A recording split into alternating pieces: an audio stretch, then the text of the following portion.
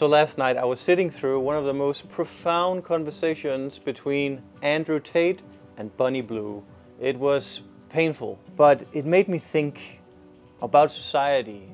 That society is getting fairly weird because you have this guy, Andrew Tate, all the men, they look up to him, many men, not all, but a lot of men look up to him, and he's talking about the importance of family while proudly saying that he's been with at least 1,500 women. And then you have Bunny Blue, who talks proudly of her being this independent woman and how she had sex with 1,057 guys in 12 hours. A lot of men think that Andrew Tate is the pinnacle of what it means to be a real man, and a lot of men think that Bunny Blue is desirable.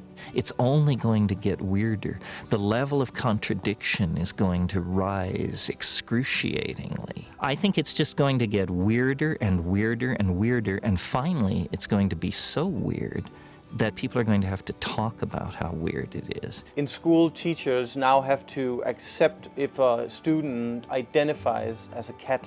7-year-old children are questioning their gender. Natural beauty is no longer celebrated but treated as some kind of disease. There are people who are live streaming themselves 24/7 as if it's some kind of Truman Show that they agreed to. Common sense today is treated like extremism. What was normal 20 years ago is now being censored. In the UK, thousands of people are going to jail for writing things on Facebook. Freedom of speech has more become something like, dare I speak because what might be the consequences? I think today either you accept it or you act as if it's not a problem, or you distance yourself from society and all of this.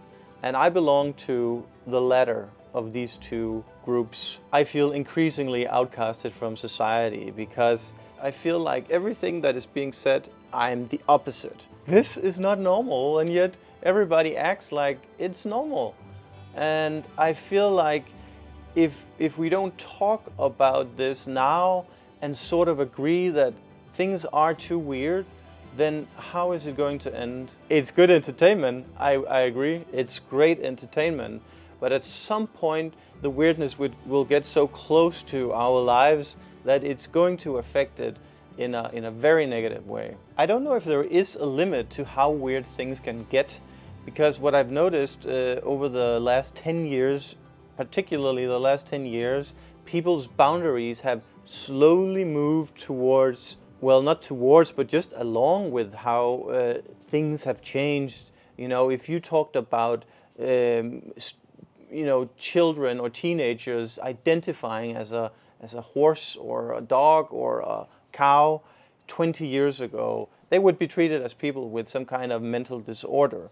But today we are almost glorifying it to a point where it's actually a good thing. Today you have so much division that it is almost the theme of our world, that everybody is against everyone. It used to be a civilized disagreement between the left and the right, and people would be friends despite what their political viewpoint might be. But today it can turn into a murderous rage if you support Trump and the other person is for Biden. And this division is not really serving anything, but somehow a lot of people seem to be on board with it, and I don't understand what it is people are getting out of it, because when you look at how society is progressing, it's not going in the right direction. That's how I see it,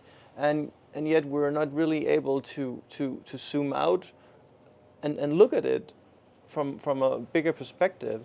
I feel like society has lost love compassion completely.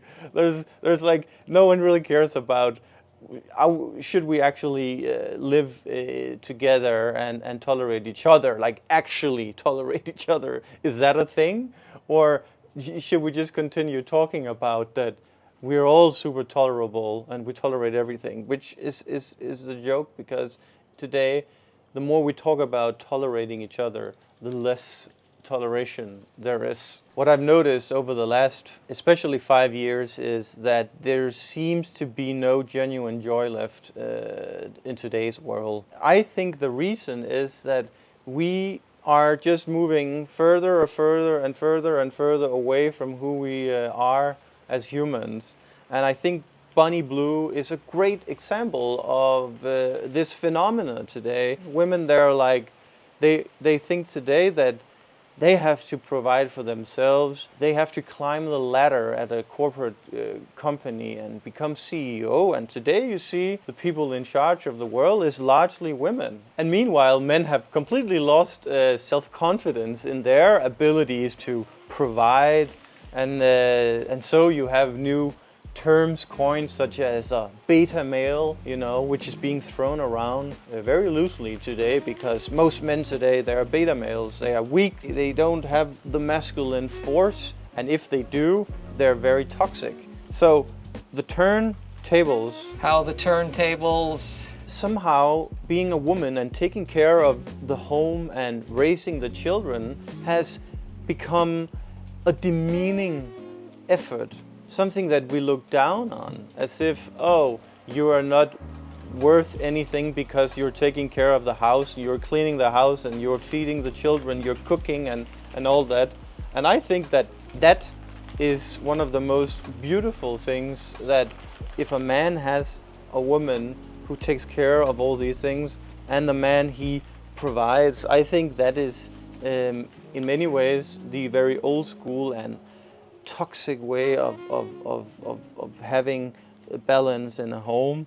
But I think that it's just what it means to be a woman and a man. It's actually controversial to say what I just said. I don't think that it's easy to have a healthy family if both the woman and the man are working from morning to evening every day. I think that the modern family today is suffering greatly. I think the fundamental problem of today's society is that humans are bored out of their mind. And this is a result of things just getting weirder and weirder, and humans being desensitized to this barrage of craziness. The reason why a YouTuber like MrBeast has become the biggest influencer in the world with like 500 million of followers is because he keeps pushing the boundaries by giving us some kind of, experience that is even more crazy than something we have seen.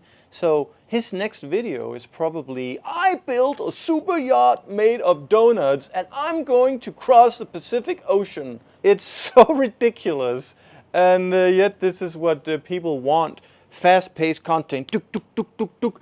People's brains are so fried that they can't even look at a video like this unless I fast-pace it with some kind of graphics and cover footage. And you have to stimulate the audience constantly because they are bored. They're so bored. I mean, I want you to raise your hand if you take out at least 45 minutes every day to sit in stillness without doing anything.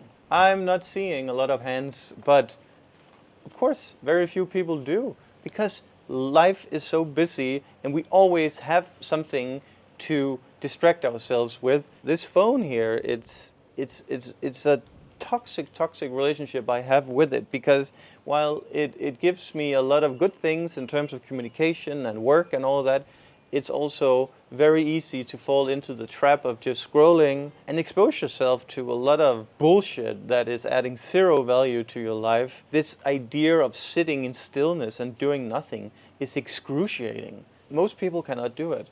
Most people can't even watch a 20-minute YouTube video without also sitting on the phone and watching maybe short form. And this transition has been so fast, because I remember just 5 years ago, I would not have this attention span that would be so short. Or when you go 20 years back when you couldn't just call each other when you were out, like you were so much more in the moment, and life just seemed so much more authentic. And that's why I think it's hard for most people today to really find joy, because we never allow ourselves the chance and opportunity to be bored. I believe that this increased weirdness of society is simply a result of us chasing the dragon. and never actually catching it. Life is pretty simple, and I said it in a recent video that what we need is real food, community, shelter, and love. But modern society tells us we need a Bugatti, a Richard Mille, and 7 million followers. So there is a discrepancy in what humans actually need and what we are taught to believe. And I think the only way to really stop society is if we just stop ourselves for a brief moment and ask ourselves, is this the way? Is this technology-ridden society actually what we want? Where does it end? I think that's a question that is quite interesting, because as Terence McKenna says it, this weirdness is simply the result or the conclusion of the end days of society.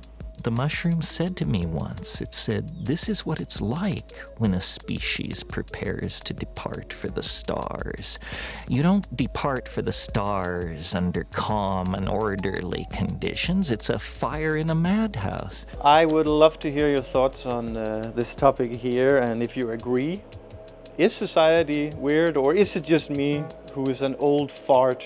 So yeah, let me know your thoughts in the comments, and I'll see you in the next one. By the way, guys, it's raining today, so I couldn't go to nature. I will in the next one. See you.